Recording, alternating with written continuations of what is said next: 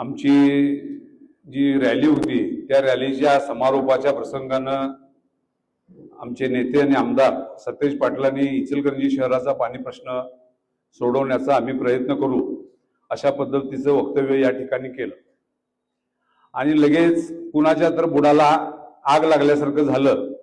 कालचा एकूण त्यांचा जो अवतार होता तो अवतार बघितल्यानंतर त्यांची बोलण्याची जी पातळी होती, एकेरी बोलण्याची पातळी होती। सतेज पाटील हे राहुल आवाडेंच्या पेक्षा जवळपास 10 ते 12 वर्षांनी ज्येष्ठ आहे आणि असं असताना एकेरी त्यांचा उल्लेख 2 ते 3 वेळा त्यांनी केला। हे मला वाटतंय की एकतर ते मूळ पायरीवर त्यांच्या आले की काय अशा पद्धतीची शंका मला या ठिकाणी निर्माण झाली। दुसरा मुद्दा त्यांनी सांगितले की तुम्हाला कोण पाणी देणार, देशामध्ये सत्ता आमची आहे, राज्यामध्ये सत्ता आमची आहे आणि मग तुम्हाला पैसे कोण देणार। आता हा विषय हा एक तर लोकांना घाबरवण्याचा, दहशत निर्माण करण्याचा प्रयोग आहे। म्हणजे लोकांना तुम्ही जर आमचे नगरसेवक निवडून दिला तरच तुम्हाला आम्ही पाणी देऊ, अन्यथा आम्ही तुम्हाला पाणी देणार नाही असं म्हणण्यासारखा हा दुसरा प्रकार आहे। 2014 सालापासून या देशामध्ये भारतीय जनता पक्षाची सत्ता आहे, राज्यामध्ये भारतीय जनता पक्षाची सत्ता आहे आणि मग असं असताना तुम्ही का प्रश्न सोडवला नाही पाण्याचा? किती वेळा तुम्ही युटर्न घेतला? आता खरं यातलं समजून घ्यायचं असेल, वारणा योजना कोण रद्द केली, कुणामुळे त्याला विरोध झाला, हे खरं तर धाडस असेल तर हळवणकरांनी याचं स्पष्टीकरण द्यावं। त्यावेळी ज्या हळवणकर आवाडेंच्यावर टीका टिप्पणी करत होते त्या हळवणकरांनी या विषयावर बोललं पाहिजे ना, की कोण याला विरोध केला, काय केलं, त्यांच्या मनात काय होतं, कुणाच्या सांगण्यावरनं हा विरोध होतोय। हे हळवणकर जास्त आमच्यापेक्षा चांगल्या पद्धतीनं सांगू शकतो। त्यामुळं राहुल आवाडेंचा कालचा जो सगळा प्रकार आणि अवतार होता तो निंदनीय अशा प्रकारचा आहे। शहराच्या संस्कृतीला, ज्या महाराष्ट्रामध्ये यशवंतराव चव्हाणांचा वारसा आहे की ज्यांचे सगळ्यांशी संबंध चांगले, सलोख्याचे, आदरानं सगळ्यांच्या बद्दल, विरोधकांच्या बद्दल सुद्धा बोलायचं, पण एक सभेमध्ये 5 मिनिटं येऊन सतेज पाटील बोलून गेल्यानंतर आणि कोणीतरी तुमच्या गावातला प्रश्न बाहेरचा आमदार येऊन सोडवतोय असं म्हटल्यावर तुम्हाला एवढी आग मोठ्या प्रमाणावर लागली। त्यातनं हे असं सगळं हे समजून मर्म समजून येतंय की उद्याच्या काळामध्ये तुम्ही हा प्रश्न सोडवणार नाही आणि नगरसेवक जर तुम्ही दुसऱ्या पक्षाचे विरोधकांचे निवडून दिला तर देशात आणि राज्यात सत्ता आमची आहे आणि आम्ही हे प्रश्न सोडवणार नाही अशी भीती घालण्याचा प्रकार हा काल राहुल आवाडेंनी केला। मी त्यांचा जाहीरपणानं या ठिकाणी निषेध करतो आणि निश्चितपणानं आता चाळके साहेब म्हणाले त्याप्रमाणे मूळ विषय की मुख्यमंत्री उद्या येत आहेत। मुख्यमंत्री मागच्या विधानसभेच्या निवडणुकीपासूनचा त्यांचा 4था दौरा आहे आणि या 4ही दौऱ्यामध्ये त्यांनी पाणी देतो, पाणी प्रश्न मिटवतो।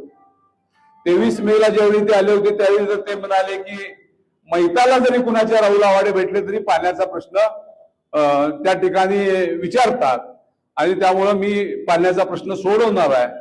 शंभू तीर्थावर सुद्धा त्यांनी तेच सांगितलं, त्याच्या पूर्वीच्या विधानसभेच्या निवडणुकीत आले त्यावेळी सुद्धा तेच सांगितलं, एकनाथ शिंदेनी सुद्धा तेच सांगितलं लोकसभेच्या निवडणुकीच्या वेळी। त्यामुळे सातत्यानं भूलथापा मारायचा प्रकार या ठिकाणी सातत्यानं सुरू आहे। मग धमक असेल तर पाण्याचा प्रश्न सोडवून दाखवा ना, सगळं गाव तुमच्या बरोबर राहील। आज तुम्हाला महानगरपालिकेच्या निवडणुका लागल्यावर लोकशाही या गावातली संपावी याच्यासाठी म्हणून तुम्ही जे कालपासनं आमच्या आघाडीतल्या उमेदवारांच्या मागे लागून त्यांचे अर्जच मागे घेतले जावेत, निवडणुकाच बिनविरोध व्हाव्यात आणि त्याच्यामध्ये प्रलोभन म्हणजे 40 लाखापासून एखादा फ्लॅट तुला घेऊन देतो पण तू मागे घे, या पद्धतीची प्रलोभनं दाखवण्याचा जो निंदनीय प्रकार झाला तो शिवशाहू विकास आघाडीच्या माध्यमातून आम्ही त्याचा निषेध करतो। हे लोकशाही टिकवण्यासाठी आलेले नाहीत, त्यांना लोकशाही संपवायची आहे। गावात विरोधक यांना नको आहे, गावात एककल्ली राजकारण करावं असा हा प्रकार यांचा चाललाय। माजी आमदार सुरेश हळवणकरांनी सुद्धा 4 वेळा कॉम्रेड सदा मल्लापतींना फोन करून तुम्ही अर्ज मागे घ्या म्हणून सांगितलं। हे बरोबर नाही, ते सुद्धा एका राष्ट्रीय पक्षाचं काम करतात, कॉम्रेड मल्लापती एका राष्ट्रीय पक्षाचं काम करतात, ज्या पक्षाचा सुसंस्कृतपणा म्हणून तुम्ही सांगताय आणि लोकशाही संपवायला निघालाय, हे अत्यंत निषेधार्ह गोष्ट आहे।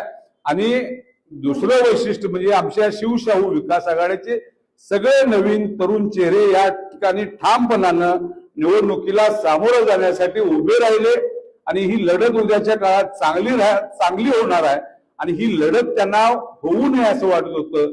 लढत झाली तर लोक आपल्याला जाब विचारतील, लोक आपला पराभव करतील, या भीतीपोटी 7 ते 8 नगरसेवक बिनविरोध निवडून येतील अशा पद्धतीची फिल्डिंग लावण्याचं काम चालू झालं होतं, पण त्याला कुठलाही प्रतिसाद आमच्या आघाडीतल्या लोकांनी त्या ठिकाणी दिला नाही। त्यामुळे हे सगळं जर बघितलं तर उद्याचा मुख्यमंत्र्यांचा जो दौरा आहे त्या मुख्यमंत्र्यांच्या दौऱ्यामध्ये मुख्यमंत्री पुन्हा सांगतील की मीच पाणी देणार, मीच पाणी देणार, मीच पाणी देणार, मोठमोठ्या घोषणा करतील, मोठमोठ्यानं ओरडतील, पण लोकांनी आता त्यांच्यावर विश्वास ठेवू नये। 657 कोटी रुपयाच्या जीएसटी परताव्याचं जे सांगितलं होतं तो 657 कोटीचा जीएसटी परतावा गेल्या 6 महिन्यात आलेला नाही। तुम्ही त्यावेळी झालेली अनेक ऑनलाईनची उद्घाटनाची माहिती घेतली तर त्यातल्या किती वर्क ऑर्डर झालेल्या आहेत, किती वर्क ऑर्डर झालेल्या नाहीत, तो 98 कोटीचा प्रकल्प सुरू झालाय की नाही झालाय, बोरवेल मध्ये विंधन विहिरीमध्ये त्या ठिकाणी मोटर सोडायचं त्यांनी ऑनलाईन उद्घाटन केलं, त्या सोडल्या का नाही, या सगळ्याची माहिती घेतली तर मुख्यमंत्र्यांना चुकीची माहिती पुरवली की काय अशा पद्धतीचा प्रश्न निर्माण होतो। आणि मग मुख्यमंत्री ही राजकारणासाठी मतांची झोळी घेऊन वाटेल त्या प्रलोभनाला बळी पडतायत की काय असा प्रश्न आमच्या सरकारच्या समोर या ठिकाणी निर्माण झालाय। त्यामुळे आमचं जनतेला आव्हान आहे की जनतेनं मुख्यमंत्र्यांच्या भूलथापांना बळी पडू नये। या शहराचा पाणी प्रश्न अत्यंत तीव्र आहे। आपण मागचे 8 दिवस जरी घेतले तरी मागच्या 8 दिवसातनं पाणी पुरवठा झालेला नाही गावाच्या अनेक भागामध्ये, अत्यंत तीव्र आणि भीषण अशा पद्धतीची परिस्थिती आहे। म्हणजे 6 महिने पाऊस होऊन सुद्धा या शहराला पाणी पुरवठा 2 ठिकाणी जे स्रोत असताना सुद्धा होऊ शकत नाही।